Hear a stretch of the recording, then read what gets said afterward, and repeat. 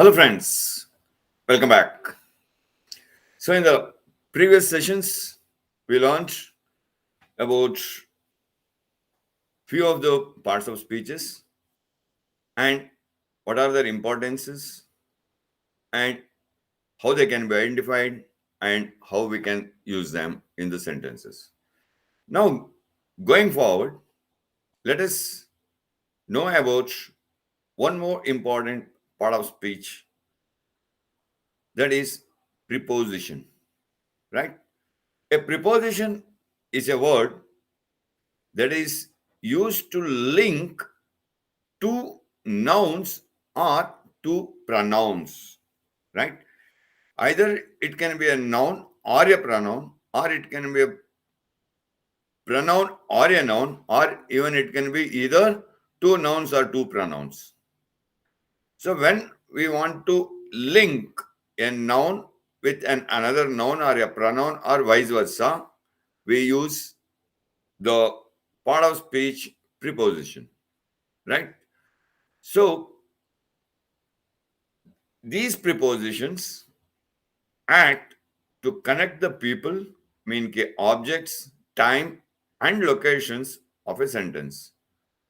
In simple, we can understand that a preposition is used in between two nouns, right? They are usually very short words and they are normally placed directly in front of nouns or pronouns. So, in other words, if I want to tell you to understand it more simply, the name itself, preposition, if you split it, it can be read as preposition.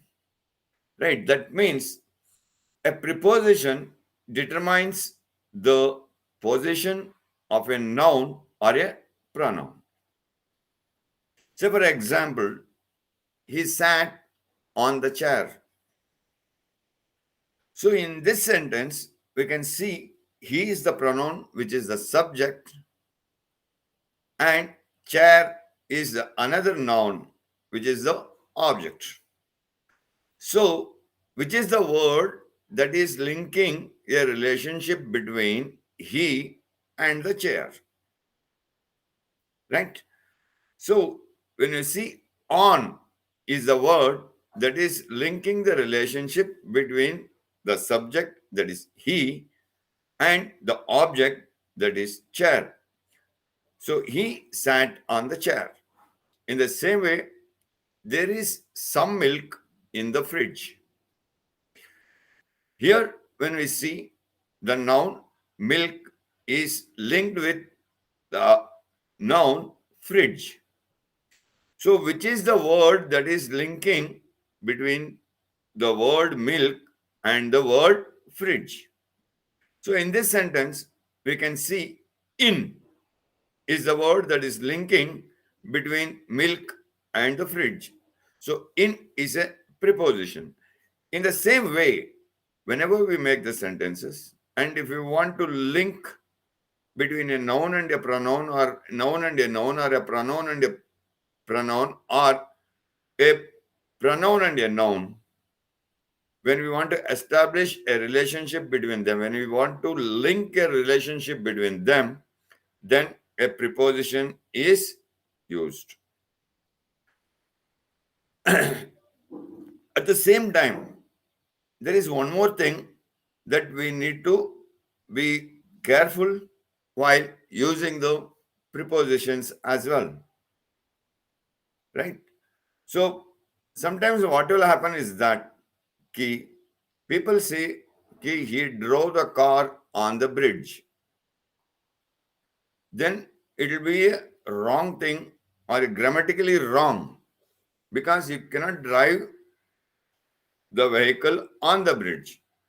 It should be like he drove the car over the bridge. Though, over, on, above, all these things gives the same meaning.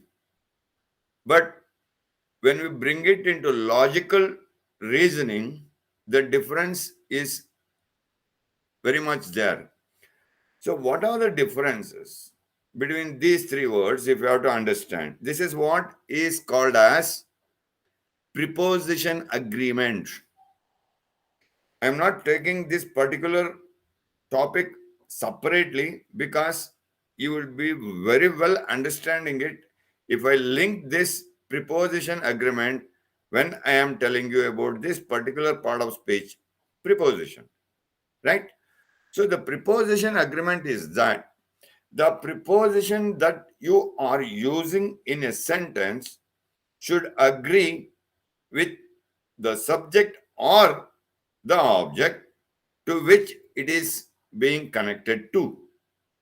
So when we say he drove over the bridge is the right answer because you say on is used when there is something static and where the two nouns or the two objects are in contact with one another. In contact with one another. So for example, I say this is my mobile. The mobile is on the table. The mobile is on the table. That means the mobile and the top of the table are in contact to one another. That time we say it is on the table.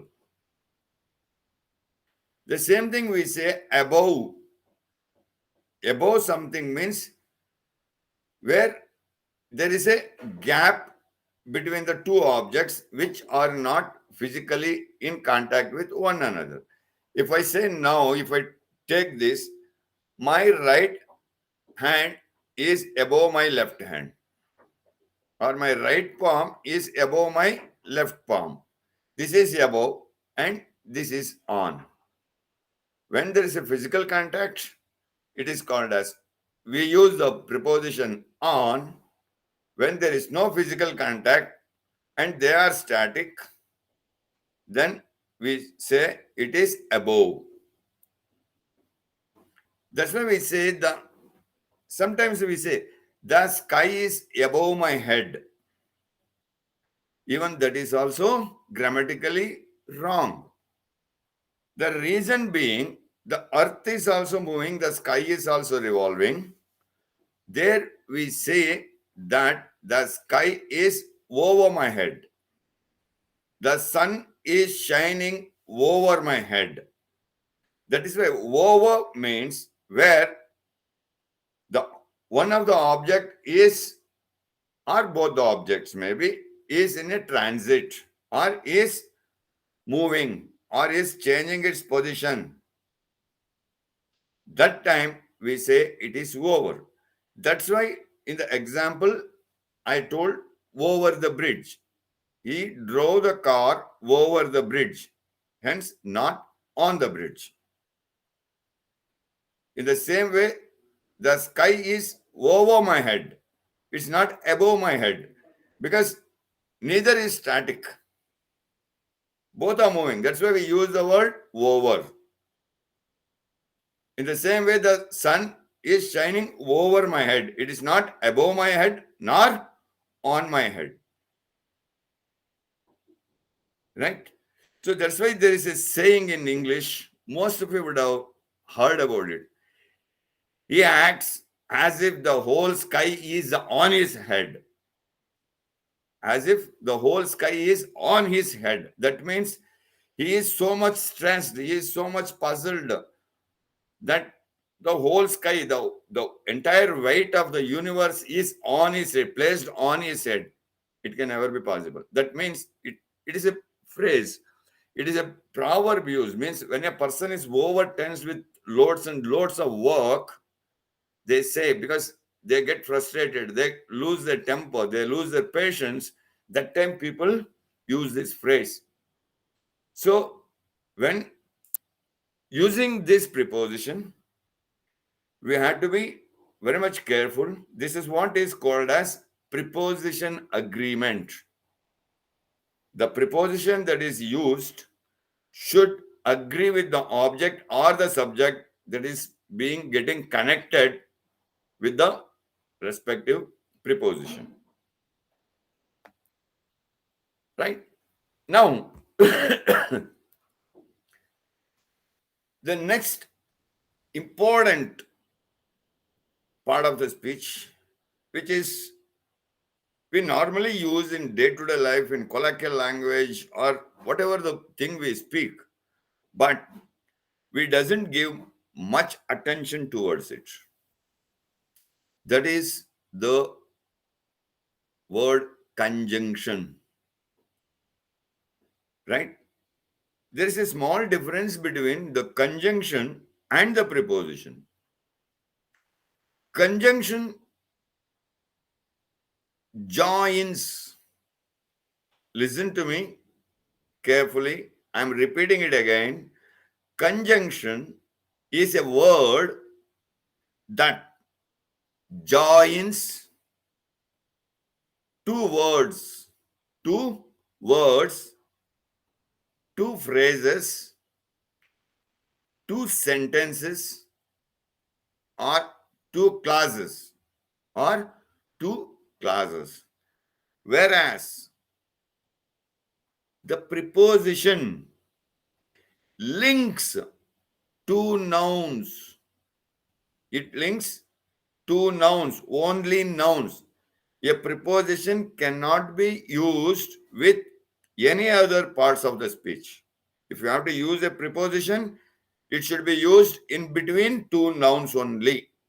But whereas conjunction can be used to join any words.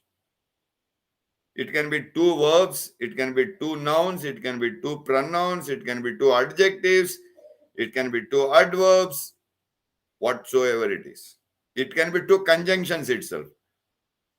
It can be used to join two words, two sentences.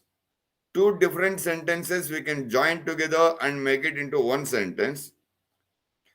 So this is where the actual part of conjunction plays when we make the paraphrase of a given passage. When we write the paraphrase of a given passage. So that the conjunctions play a very effective role. Right? It can also be used to join two phrases or even two different clauses. Okay, so it simply says that it can join the words or groups of words together in such a way that certain relationships among these different parts of the sentence will be established.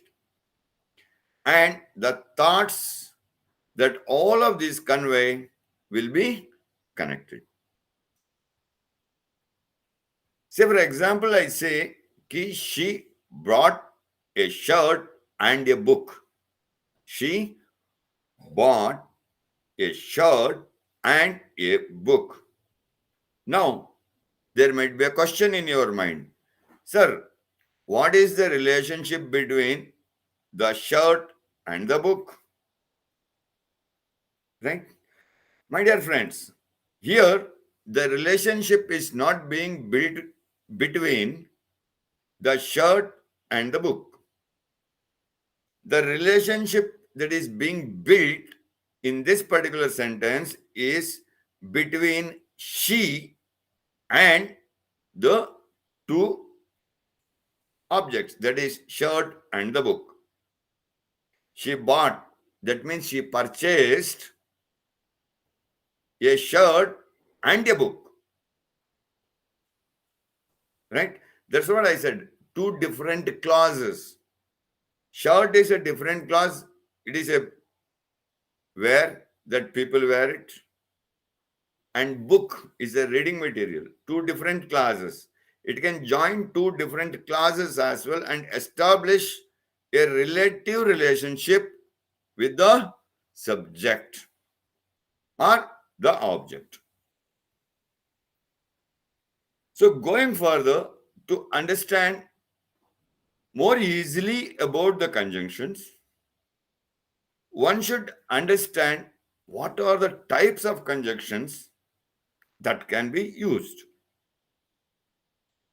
So, the four basic types of conjunctions that are there are, first thing is known as the coordinating conjunctions.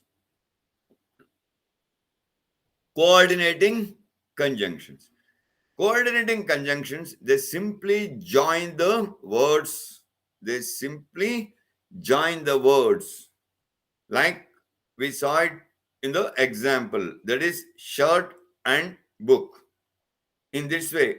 So the coordinating conjunctions, examples could be like and, or, for, but, nor, yet, so, etc. These are the words that can join two words together.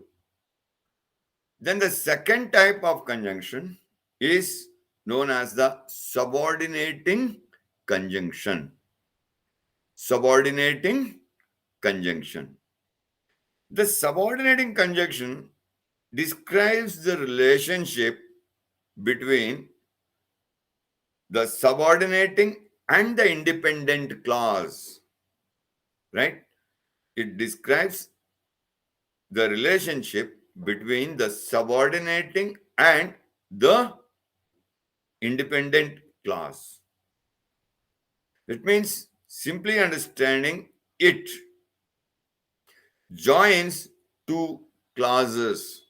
It joins two different clauses. Say, for example, I saw a beautiful lake having many swans in it while I was traveling to Delhi. See, two different classes.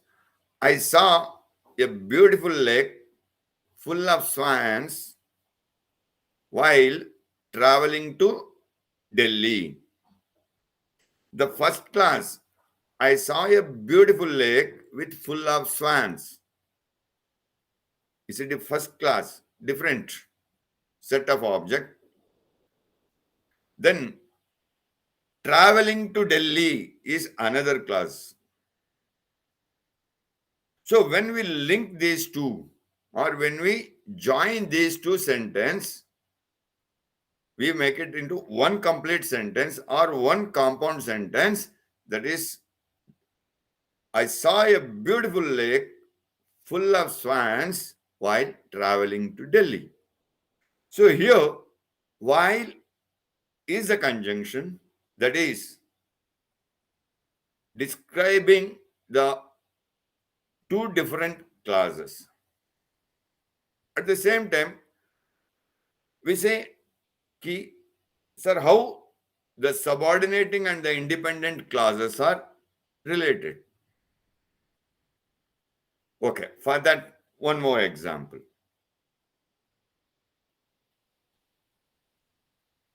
She brought him a blanket. She brought him a blanket because the winter was severe outside.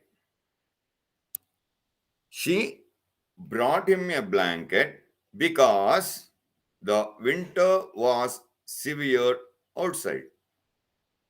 Right? So here, subordinating class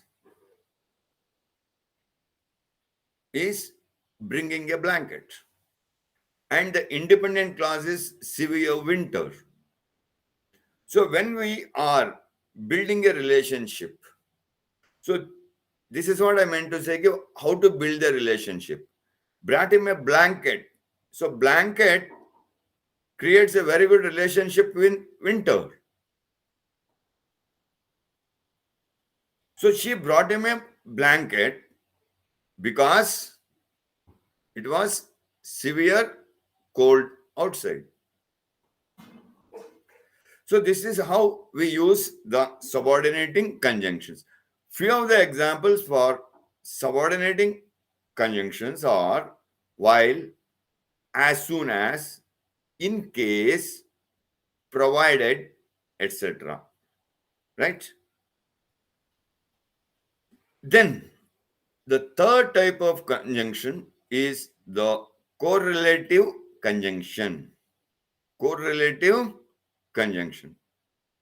So the correlative conjunctions are the pairs of conjunctions that are used to join equal sentence element together. That are used to join equal sentence element together. Example: either or, neither nor, both and, etc. When we use these sort of conjunctions together with one another, right? So these type of conjunctions, say for example, I would not permit either you to go out or him to come in. I will not either permit you to go out or him to come in.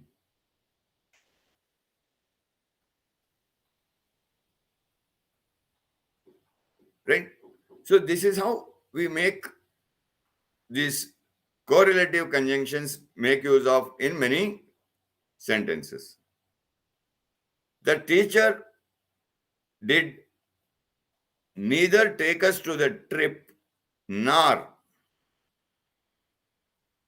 allowed us to go. Nor allowed us to go. The teacher did not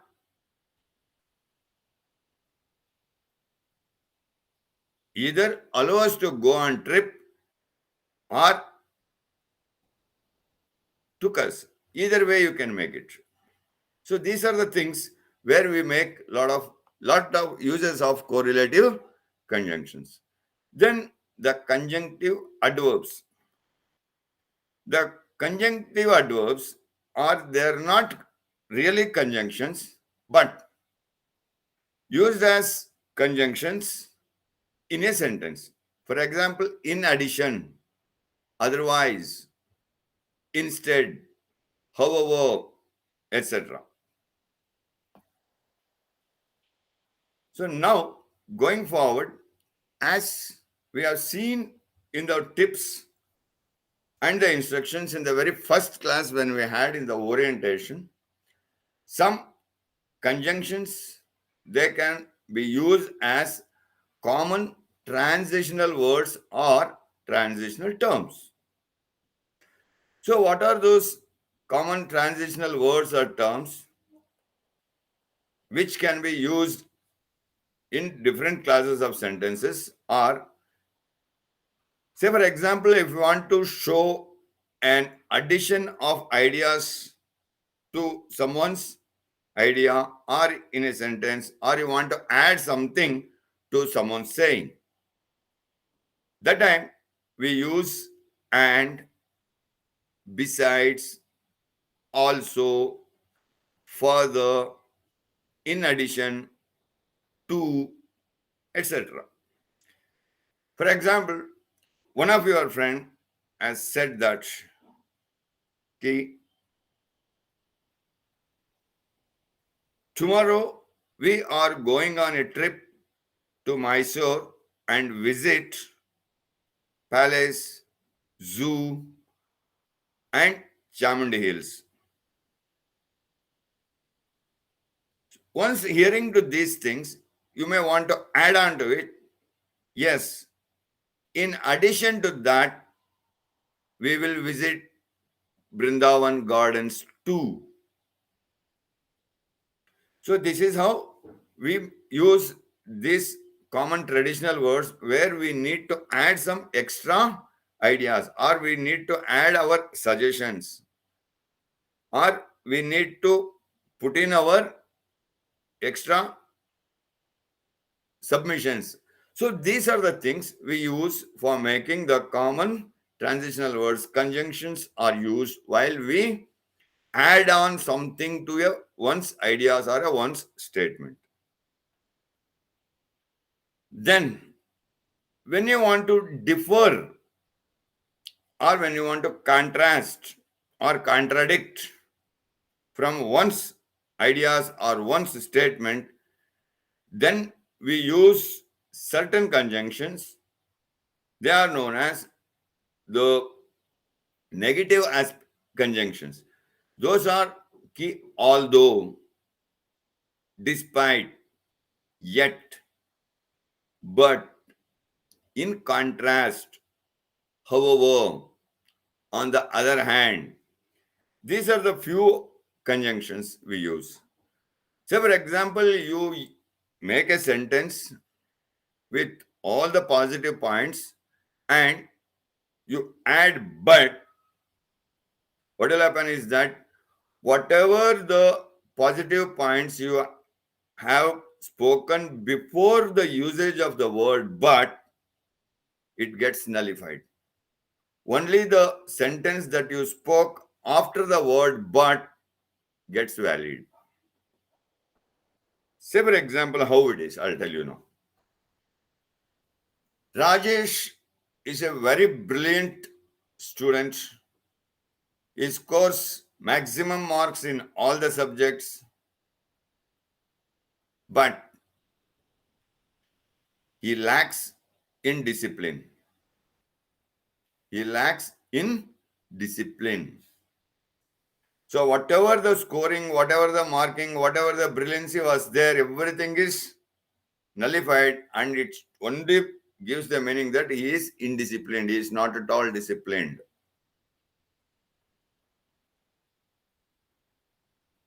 In the same way, Sheetal is a very good basketball player. She is the top scorer for the team. However, she doesn't keep coordination. You see, the first part of the sentence, she is a good scorer. She is the top scorer of the team. She is the best player of the basketball team. Whatsoever it is there, it gets nullified once the word however is used and said. She doesn't keep coordination with the team. Means she is not a coordinating player. That means she is not a team player. So when we want to contradict or when we want to show the difference between two clauses, then we use these conjunctions. So, for example, you want to show the similarities between two objects or two statements, then we use certain conjunctions like again, likewise, similarly, in other words, so on and so forth. So these are the few of the conjunctions that I've stated here, which can be used to define or express our similarities with the other set of a sentence. Then, when we have to show or determine a logical connection, when we have to show or determine a logical connections, then we use certain conjunctions like so, hence, because, therefore, as a result, consequently, etc. It was raining heavily, so I got stuck in the traffic.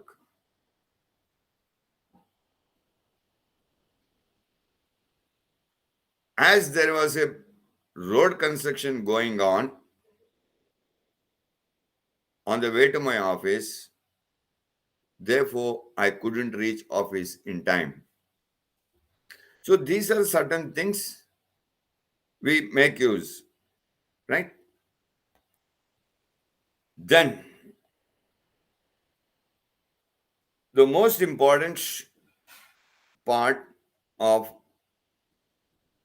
the verbal ability is the framing of sentences. The framing of sentences needs to be based on one particular rule that is known as the subject verb agreement. So let us see what is that subject verb agreement. In English, a subject and a verb must agree for performing certain action by the subject. That means there should be a matching, right, between, or there should be a proper logical relation between the subject, means the doer of the action, and the verb, that is the action, right? So if there is no agreement, then that sentence will not be proper. Say, for example, I'll make a sentence: the cat is reading the book. Will that make any sense? Though grammatically the sentence is very much perfect. The cat is reading the book. Grammatically the sentence is correct. But when you check the same sentence logically, will there be any logic here in this sentence? Can the cat read the book? So when we make the verb read, reading is an action that is being done, performed by the subject. What is the subject here? The cat. So there is no logical relationship between the subject and the verb. So to make them logically related, we must use we should change either the subject or the verb. If you want to change the subject, the sentence can be: the student is reading the book. Or if you want to change the verb, the sentence can be: the cat is drinking the milk. So this is how we make the subject verb agreement. So there are certain rules that need to be followed while framing the sentences with respect to subject verb agreement. The first thing is that if the subject is a third person singular, subject means the performer of the action, right? So if the subject is third person singular, that means he, she, or it. Third person singular is he, she, or it, or any singular independent noun. Singular independent noun here means cat, dog, boy, student, girl, mother, father, any noun that is in singular form.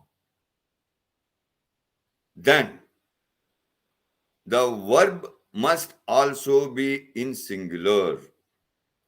Here there is a small confusion. Mean to say that if the verb should be in singular, means for looking, the verb looks as if it is in the plural form. That means to the verb we may have to add either yes or es. Either yes or es. Only when the subject is third person singular. That is very important. We should understand that the subject is third person singular. Santosh plays cricket every evening. So Santosh is a singular independent noun. So plays is the verb. Because Santosh is singular, play, the verb play, if we have to convert it into plural, we have added yes here. It has become plays cricket every evening.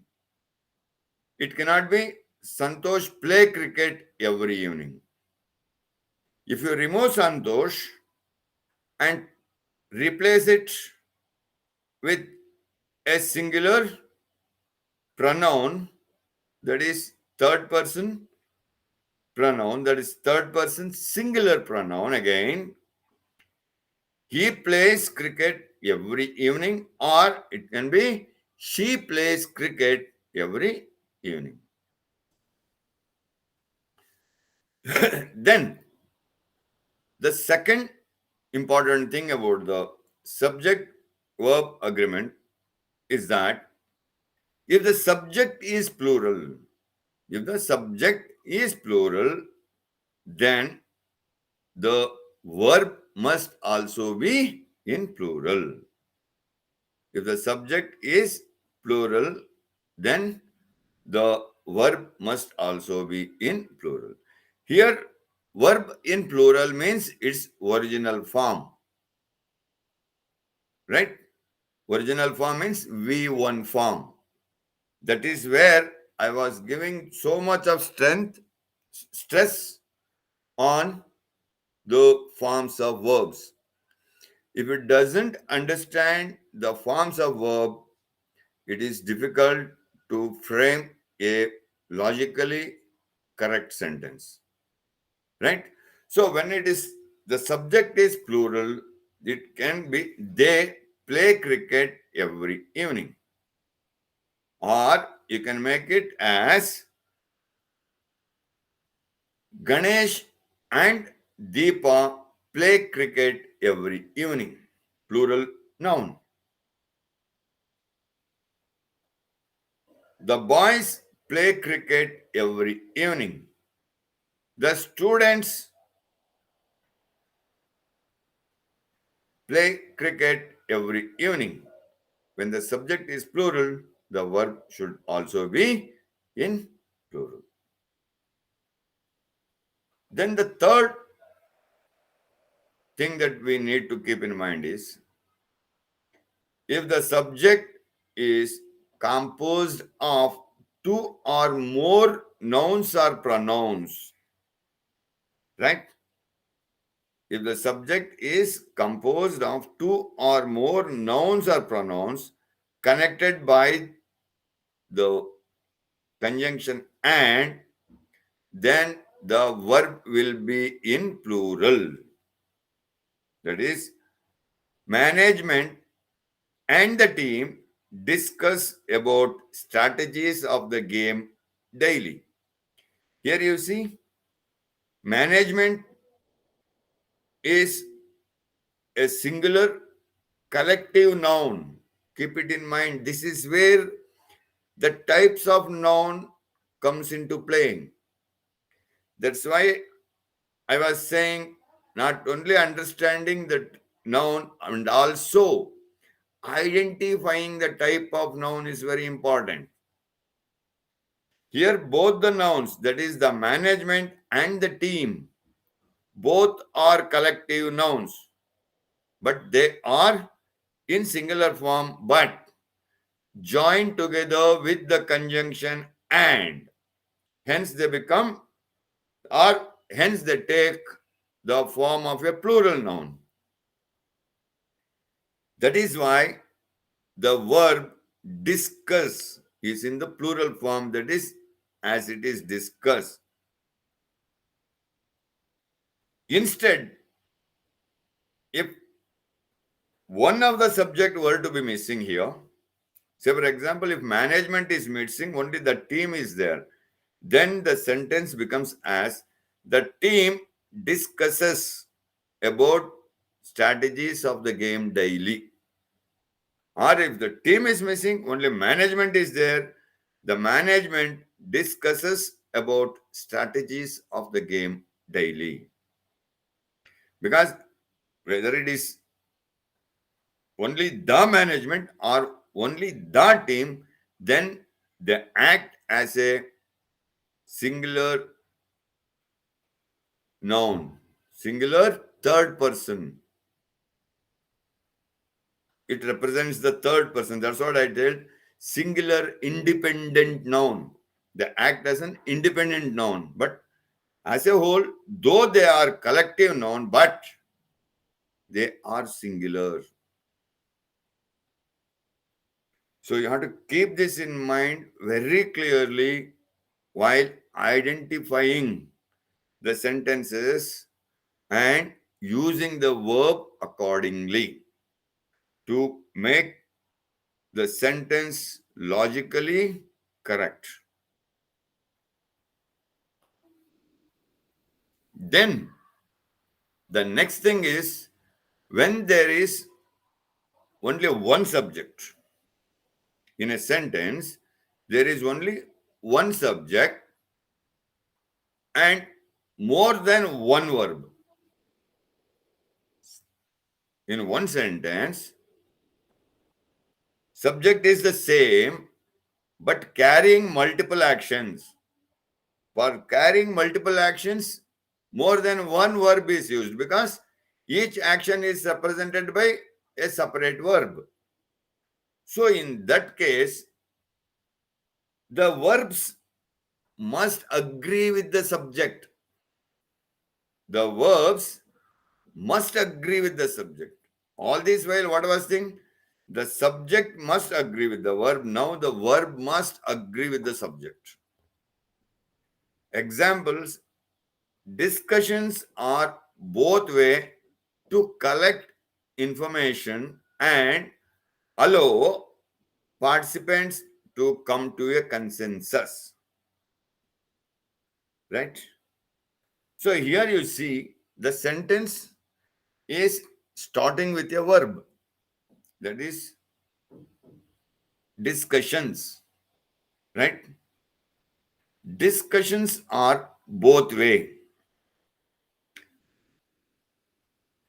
to collect information and allow participants to come to a consensus. So here the discussion is a noun. It is an abstract noun. Discuss, discussion. Discuss is the verb and discussion is an abstract noun. It is in plural. Discussions. Here are is another verb that are being used, are both way. Because, why it is are? Because it is both way, to and fro. To collect information and allow, another verb. Allow participants. So again, here the subject is, sorry, the noun is plural, the participant. The noun is plural, hence the verb here, allow, is also plural. Allow participant to come to a consensus. To come to a consensus. The next thing is when a phrase comes in between the subject and the verb. When a phrase comes in between the subject and the verb, then one should remember that the verb agree with the subject again. The verb should agree with the subject, not the noun or the pronoun in the phrase. Right? Whatever may be the noun or the pronoun in the phrase, that makes no difference. The verb will agree with the noun in the sentence, not in the phrase. That's what I mean to say here. Following the subject of the sentence. For example, here the player is the subject. It is a noun. It is in singular. You have to give attention to all these things. The subject, player, noun. Which noun, whether it is in singular or in plural, it is in singular. So, as well as the management members, as well as the management members, as well as the management members. This is a phrase. As well as is a phrase. Hence, the verb is used here. The player is excited about winning the trophy. The player is excited about winning the trophy. Suppose if it were to be in plural, the players. If the subject were to be in plural, if it were to be players, then the verb here, the agreement verb,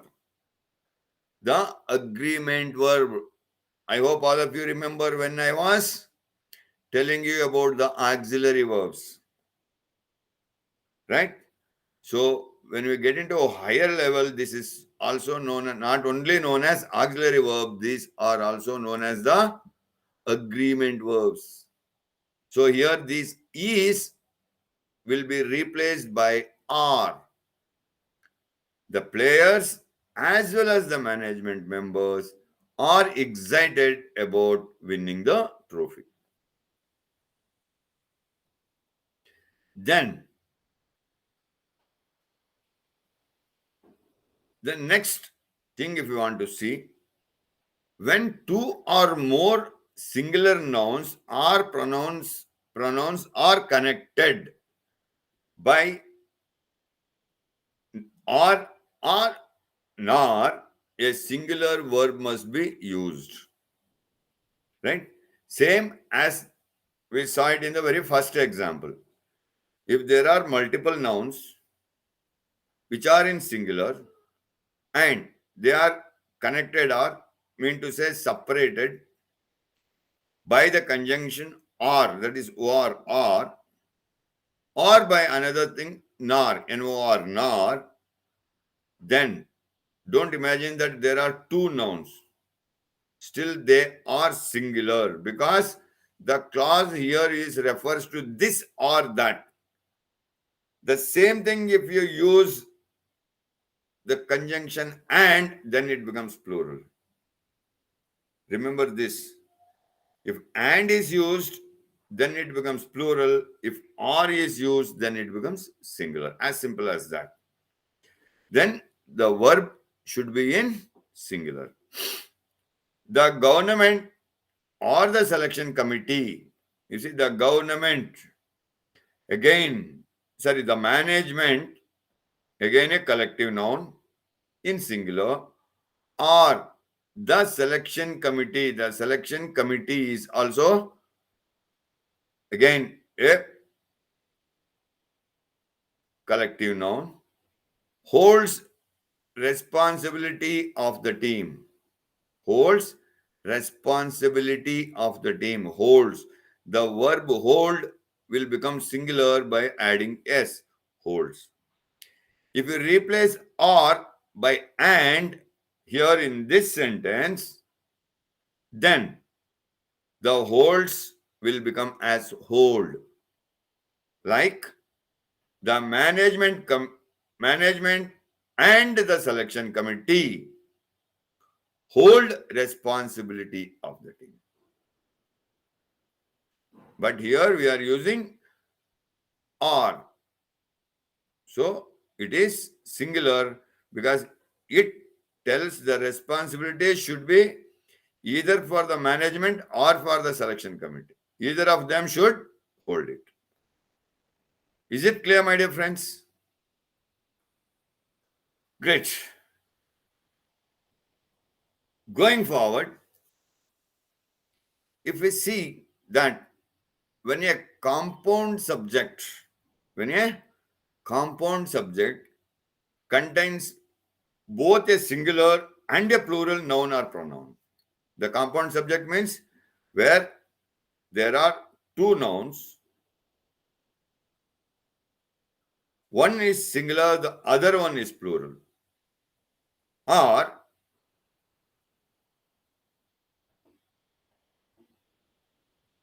the verb should agree with the part of the subject that is closest to the verb.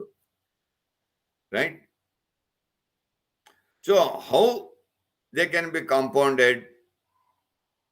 By using the conjunctions either or, nor, nor. So then what will happen? The verb, the subject, we have to keep in mind. So the verb will agree, that is closest to the subject. This is known as the rule proximity. This is known as the rule proximity. This is another important aspect in GRE that you have to keep in mind. What is that rule proximity? Rule proximity is that if there is a compound subject in a sentence, then the verb will agree to the verb that is closest to the subject. For example, the management or selection committee members, the management or selection committee members hold responsibility of the team. Hold responsibility of the team. Here, the verb hold is in plural because the subject close to this verb is management selection committee members. Selection committee members. Members is plural. That is why hold, the verb is also in the plural. If you interchange this compound subject, then the hold or the verb will also change. Like the selection committee members, if I put the selection committee members first and then I add the next, or the management, or the management. Here, the management is a collective singular noun. Then the verb becomes as holds responsibility of the team. Right? The next clause for subject verb agreement is that the words and phrases, like each one, either, neither, everyone, etc., right, are used as a subject and are in singular. If they are in singular and they require a singular verb, they require a singular verb. Examples: each of the participants, here you see the last thing you might sound as plural, each, but you take the first phrase into consideration. Each means single. Every person, every single participant was willing to be recorded. Each of the participants means every single participant. Neither alternative hypothesis was expected. Neither alternative hypothesis. So it is another singular. That is why it is was accepted. The school will offer a 10,000 rupees gift card. School will offer a 10,000 rupees gift card to everybody who participates in the study. Who participates in the study means everybody means each and every one who participates in the study.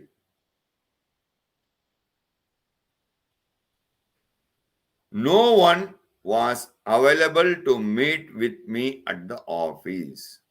No one was. No one. No one means singular. Again, not even a single person was available to me at the office.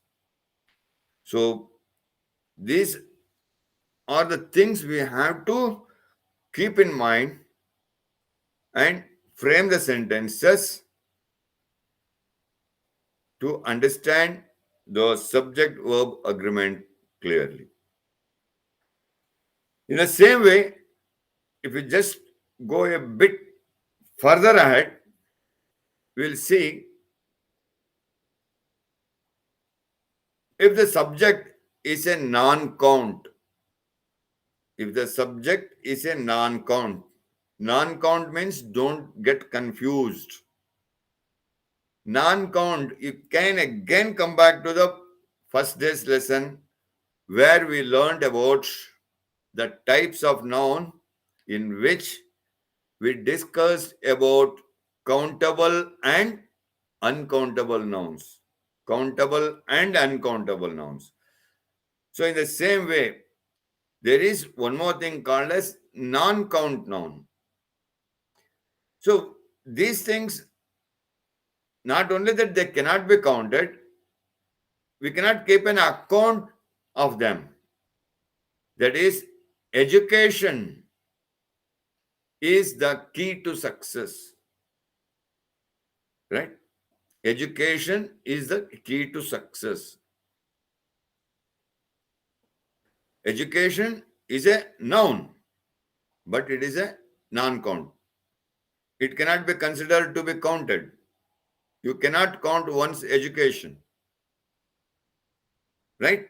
In the same way, diabetes, though it is in the plural form, diabetes is a disease. It's a singular disease. But it is, because there is S, it cannot be plural. So hence, the verb here should also be in singular. That's why the sentence is the diabetes affects many people in the world. On the contrary, some countable nouns such as earnings, goods, surroundings, valuables, etc., only they have the plural form, so they take a plural form. Just like diabetes, it is a plural form, but it is a singular. The singular form itself looks like a plural. That's why there the verb is singular, whereas here, when it comes to earnings, earnings, good, goods, surroundings, valuables. So these are some of the plural form of nouns. So the verb use must also be in plural. The earnings for this month exceed my expectations. The earnings for this month exceed. Surroundings of the area need to be clean. Valuables are kept in the locker. Then, The sentence beginning with an demonstrative adjective. The sentence beginning with a demonstrative adjective. Say like there is, or there are, this is, or these are. Like that, when we use certain sentences, those begin with these demonstrative adjectives. The subject follows the verb. The subject follows the verb because there is not a subject. That's why I told you in the beginning there, here, this, that, these, those. When we learned about adjectives, not demonstrative adjectives. So this is not a subject. The subject is the doer of the action, the noun. So the verb will follow the noun. So agrees with what follows the verb. For example, there is little support from the neighbors, right? There is little support from the neighbors. So here, support is the subject. That's hence the verb is. There are many obstacles. Obstacles is in plural, hence the verb is also plural. There are.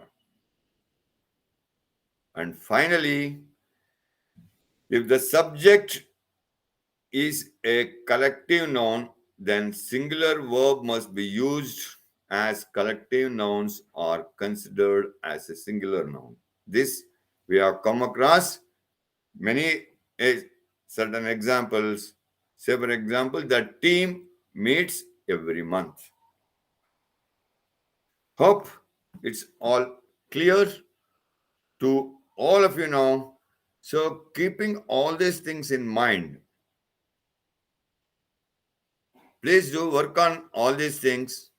Going forward, we will learn more about the English language in the next session so that all of us are helped out and get a good band or a good score in the test. Thank you. Thank you so much.